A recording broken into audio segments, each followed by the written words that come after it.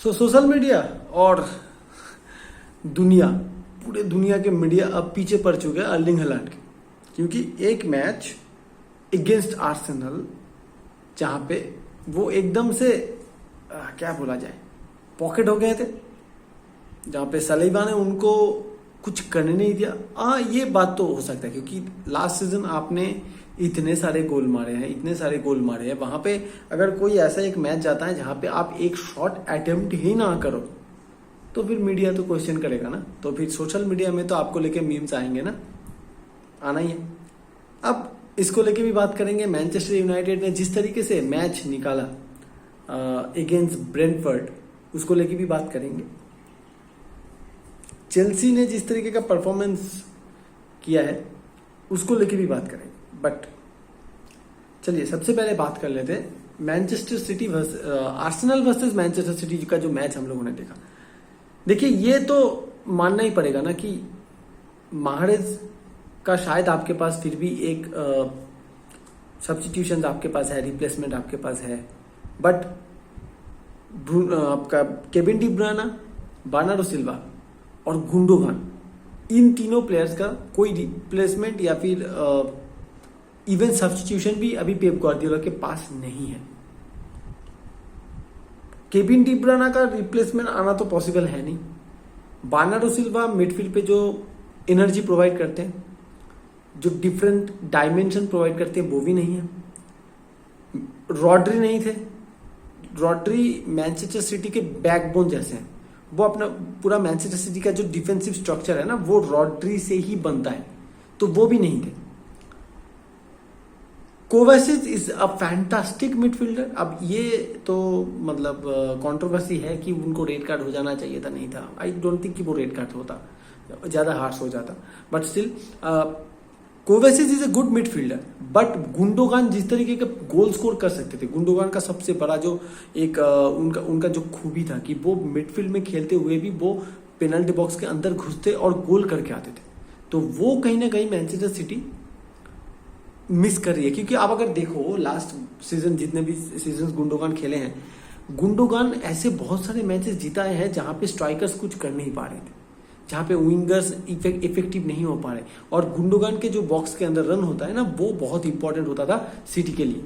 बहुत सारे मैचेस ऐसे हैं जो गुंडोगान ने जीता है, जो शायद ड्रॉ या हार भी सकते थे सिटी, वो कहीं ना कहीं इस सिटी में मिसिंग है। अभी शायद पेप गार्डियोला उसका तोड़ भी निकाल लेंगे, इसलिए कल उन्होंने, और मैं कल थोड़ा शॉक था कि क्यों रिको लुइस को खिलाया गया मिडफील्ड में, तो बट फिर भी कल आर्सेनल ने टिपिकल बहुत बढ़िया परफॉर्मेंस किया। आई डोंट नो अगर नाथन आके का वो गोल हो जाता तब आर्सेनल का परफॉर्मेंस क्या होता, but without Saka, without Gabriel Martinelli बाद में उतर के उन्होंने ही गोल किया, ठीक है डिफ्लेक्शन हुआ था, but without them in first 11 Arsenal were good, very good.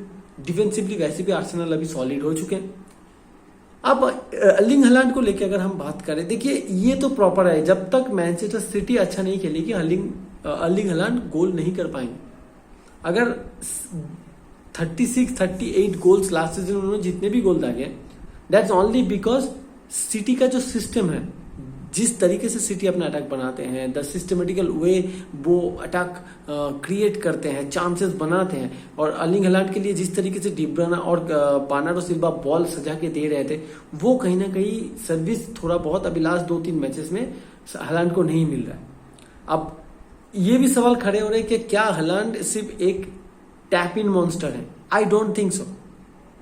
अगर आप डॉर्टमुंड में उनका मैच देखो, काउंटर अटैक में वो फेरोसस है, विद द बॉल उनका स्पीड भी बहुत बढ़िया है, फिजिकलिटी है, लेकिन सिटी का जो स्ट्रक्चर है वहां पे हालैंड को आप इस डायमेंशन में देख नहीं पाओगे। वहां पे ज्यादा काउंटर अटैक तो होते नहीं है क्योंकि सिटी के पास ज्यादा बॉल रहता है, तो बिल्डअप प्ले में उनको इन्वॉल्व करना पड़ता है। और मुझे लगता है शायद उनके जो गेम प्ले का, उनका जो प्लेइंग स्टाइल है, ये वैरायटी वो अपने गेम प्ले में शायद अब लाना चाहेंगे, क्योंकि वो मैच के अंदर ज्यादा इन्वॉल्व नहीं हो रहे। अगर वो थोड़ा नीचे आ जाते हैं, इन्वॉल्व और भी ज्यादा होते हैं, तो उनके प्ले स्टाइल का और एक डायमेंशन खुलेगा।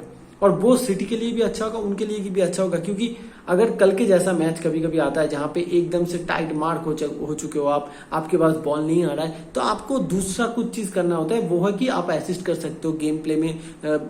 मतलब अटैकिंग जो क्रिएशन जब होता है, जब आपका अटैकिंग ट्रांजिशन चल रहा है, तब आप ज्यादा टीम को हेल्प कर पा रहे हो, जो कि कल हालांकि नहीं कर पाए। इसके कारण कहीं कहीं ऐसा लग रहा था जब अटैक में मैनचेस्टर सिटी जा रहे थे कि ऐसा है कि जैसे 9 या 10 प्लेयर मिलके खेल रहे हैं। हालांकि पूरे मिस थे, पूरा गेम वो कहीं दूसरे जगह पे थे ऐसा लगा। बट उसका मतलब ये नहीं है कि आप पहले ही उसको अभी खर्चे के हाथे में डाल दो। ये बंदा ऑलरेडी प्रूव कर चुका है प्रीमियर लीग में पहला सीजन। सो इस सीजन भी उसका गोल कम नहीं है, ऑलरेडी उसने 8 या 7 गोल मार चुका है वो, तो गोल तो वो करेगा ही। हाँ ये ठीक, ये सही है कि Erling Haaland is a product अभी जहां पे मैनचेस्टर सिटी उनको गोल करवाते हैं, रादर देन कि वो मैनचेस्टर सिटी के लिए गोल करते हैं। मैनचेस्टर सिटी गोल करवाते हैं, उनका सिस्टम यही, तो गोल तो वो और भी करेंगे। बट हाँ ये भी ठीक है कि बड़े मैचेस में अभी हालांकि चल नहीं रहे।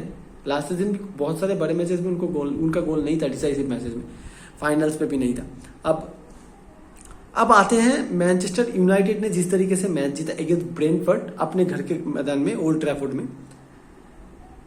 अब चारों ओर एक पॉजिटिव वाइब से आ चुका है कि शायद यूनाइटेड का जो सीजन है यहाँ से किक स्टार्ट होगा, यूनाइटेड अब कमबैक, ये टर्निंग पॉइंट होगा सीजन का, ये विन। जिस तरीके से मैकटोमी ने 86 मिनट में उतरने के बाद उन्होंने 93 एंड 96 मिनट पे गोल करके यूनाइटेड को मैच जिताया।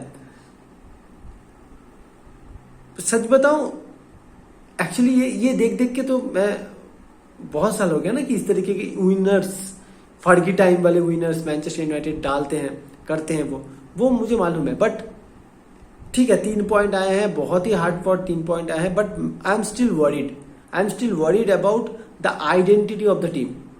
अगर आप पूरा मैच देखो ब्रेंटफोर्ड का, हम जानते हैं कि आप सबने देखा है, मुझे मालूम है, कभी भी ऐसा कोई मोमेंट नहीं आया जब आपको देख के ये लगेगा कि Manchester United can score out of nothing. मतलब अगर इंडिविजुअल ब्रिलियंस है इट्स ओके, बट एक कोई ऐसा मूव, एक कोई ऐसा कॉम्बिनेशन प्ले जहां पे आपको देख के लग रहा है okay this is directly from training ground, but ऐसा मैंने कुछ देखा ही नहीं। जब वही फुटबॉल था जहां पे आपको मिडफील्ड से विंग में बॉल डाले जा रहे थे, यूनाइटेड का विथ भी उतना ज्यादा नहीं था जहां पे यूनाइटेड ज्यादा विंग्स तक जाए, कुछ नैरो सा फॉर्मेशन था। आई डोंट नो कौन सा फॉर्मेशन था, मैंने पूरा मैच देखने के बाद भी आइडेंटिफाई मैं नहीं कर पाया कि एक्चुअली कौन सा फॉर्मेशन, कौन सा ऑर्गेनाइजेशन या फिर कौन सा स्ट्रक्चर अभी यूनाइटेड फॉलो कर रहा है। कहीं मुझे लगा था 3-2-3-2 ऐसा कुछ होगा, बट स्टिल वो इतने नैरो थे, विंगर्स नहीं थे टीम में उतने बढ़िया जो कि बॉल अंदर डाल पाए रस्मस हॉयलैंड के लिए। और यहाँ पे एक चीज एकदम से सिमिलर है, अगर आप हॉयलैंड को बॉल नहीं प्रोवाइड करोगे, अगर आप रॉसमस हॉयलैंड जो कि एक प्रॉपर नंबर 9 है उनको सर्विस नहीं प्रोवाइड करोगे, वो गोल स्कोर कैसे करेंगे?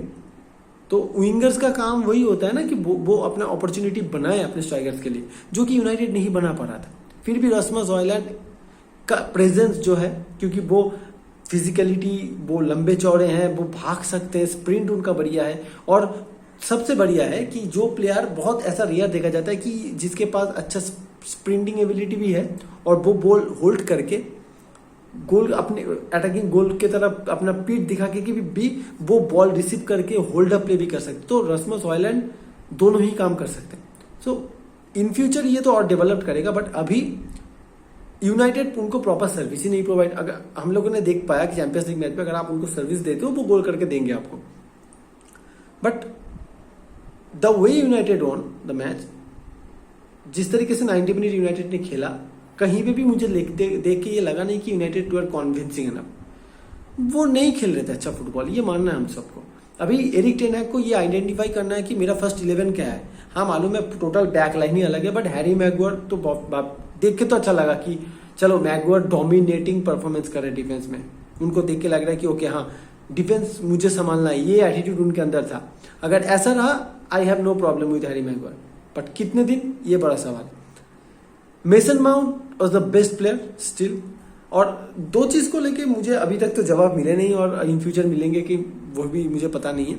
एक है क्यों ब्रूनो फर्नांडिस जितना भी घटिया खेले, कि वो 90 मिनट खेल जाते हैं हर एक मैच। अगर आपके पास बेंच में वैन डी विक हैं तो आप उनको उतारो, अगर आपके पास बेंच में आप मेसन माउंट को पूरा खिलाओ, अगर आपके पास एंटोनी है तो फिर आप एंटोनी को उतारो। बट एक तो आप वेस्ट कर रहे हो ब्रूनो फर्नांडिस को विंग में। हाँ, उनका वर्क लोड, उनका वर्क एथिक ऊपर नीचे करना ये बहुत इंपॉर्टेंट है टीम के लिए। बट अगर वो बॉल पकड़ते ही मिसप्लेस कर रहे हैं, बॉल पकड़ते ही वो ओपोनेंट को दे रहे हैं, तो वहां से काउंटर हो रहा है, जिस कारण कैसेमीरो को बैठाया गया। और एरिक्सन आने के बाद मैनचेस्टर यूनाइटेड का गेम प्ले और खुला, बट स्टिल कोई कॉम्बिनेशन प्ले नहीं है, कोई प्रॉपर ऐसा देख के लग रहा नहीं कि वेल ड्रिल्ड एक टीम है ये। अब एरिक टेन हैग को तो ये संभालना पड़ेगा। अब आते हैं मैकटोमिनी के बारे में। मैकटोमिनी ने जिस तरीके का परफॉर्मेंस दिया, देखिए इसके पहले भी मैंने देखा है कि McTominay is a good goal scorer. आप उनको डिफेंसिव मिडफील्डर के रूप में ज्यादा खिलाओगे तो वो उतना अरे बढ़िया पासन है नहीं। उनका मिडफील्ड में पोजीशनिंग सेंस मुझे कभी भी अच्छा लगा नहीं, घटिया लगता है ऑलमोस्ट। But as a attacking midfielder why should not he will be given a chance, जहां पे एरिक टेन हैग को एक बार ये सोचना चाहिए कि क्या मैकटोमिनी को हम लोग एज ए अटैकिंग मिडफील्ड, जहां पे वो जस्ट स्ट्राइकर के पीछे खेलेंगे, ये पोजीशन कभी उनको प्रोवाइड कर सकती है नहीं, क्योंकि उनका गोल स्कोरिंग एबिलिटी खराब नहीं है यार, बढ़िया गोल स्कोर कर सकते हैं। और उन्होंने जो 2 गोल किया, जिस तरीके से उन्होंने बॉक्स के अंदर पोजीशन लिया, उनका जो अटैकिंग पोजीशनिंग है वो बहुत बढ़िया है। और इसके पहले भी वो अच्छे गोल कर चुके हैं, वो लॉन्ग रेंजेस ले सकते हैं, वो गोल में रख सकते हैं बॉल को, हेडर है उनके पास। सो आई थिंक एरिक टेन हैग अगर इस तरीके से थोड़ा सोचें कि मैकटोमिनी को अगर अलग कोई रोल दिया जाए, जो हम लोगों ने कभी पोग्बा को दिया ही नहीं, कि आप बॉक्स के अंदर जाओ, गोल स्कोर करो, आप ये प्रेजेंस बनाए रखो, तो आई थिंक मैकटोमिनी का करियर यहां से दूसरा कुछ एक डायमेंशन ले सकते हैं, डायरेक्शन ले सकता है। But I am not convinced with the performance from Manchester United. They are just 11 individuals जो कि डिसजॉइंटेड हैं, अभी भी कोई कॉम्बिनेशन नहीं है। इस तरीके से आई डोंट नो टॉप 5 हो सकता है या टॉप 4 हो सकता है। एंड आखिर में थोड़ा बात करेंगे अबाउट चेल्सी। मुझे लगता है चेल्सी अब धीरे धीरे अब पकड़ रहे हैं उनका जो पोचेटिनो का जो टैक्टिक्स है, जो चीज पोचेटिनो इंप्लीमेंट करना चाह रहे थे इस टीम के अंदर, वो कहीं ना कहीं अब थोड़ा निखर के बाहर आ रहा है। सो ये चेल्सी टीम के अंदर पोटेंशियल बहुत ज्यादा है, सब यंग प्लेयर्स हैं, सब अपने आप को प्रूव करने के लिए अच्छा खेलना चाहेंगे। और अगर ये हो गया, क्लिक कर गया, then this Chelsea will be unstoppable. और जो मैंने लास्ट दिन के मैच में देखा, जिस तरीके से उन्होंने 4 गोल से मैच जीता है, वहां पे स्पीड आया है टीम के अंदर मोबिलिटी, एजिलिटी भरे पड़े हैं, अच्छे प्लेयर्स भरे पड़े हैं। सिर्फ टीम को थोड़ा एक्सपीरियंस गैदर करना है और अच्छे तरीके से क्लिक होना है। सो गाइज आज इतना ही, क्योंकि अभी तो इंटरनेशनल ब्रेक आ चुका है, अभी क्लब फुटबॉल नहीं है 2 हफ्ते ऑलमोस्ट।